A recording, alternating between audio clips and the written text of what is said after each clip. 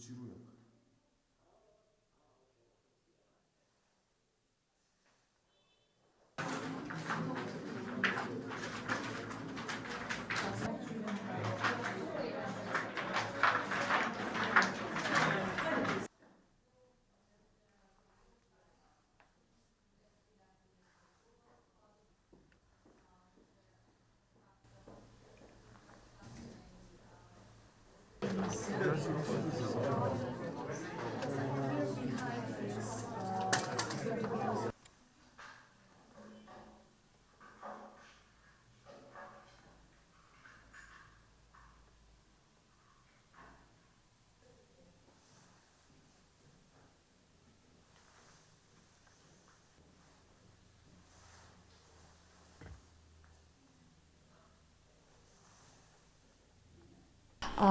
And this is a way that we are trying to show our support as the people of Kosovo, as institutions of Kosovo, as the civil society of Kosovo,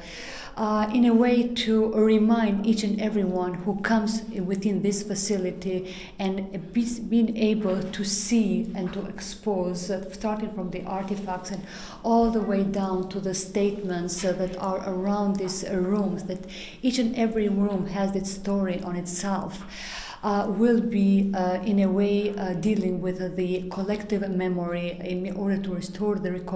collective memory about the sacrifice that the women and men of Kosovo has done, but also to be able to send a message beyond the borders of Kosovo, but most importantly to address the stigma which is still going on, even though that we excluded over 25 years after the end of the war in Kosovo.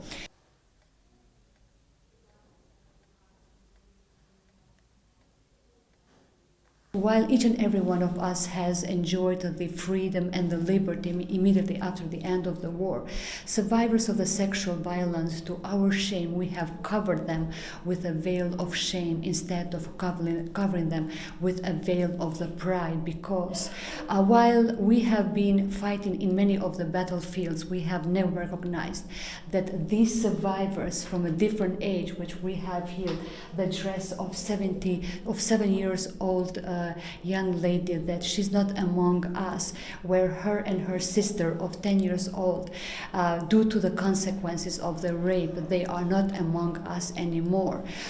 We have cornered them in a side by pointing the finger that it's their shame, instead of pointing the fingers toward the perpetrators who has done these horrendous crimes.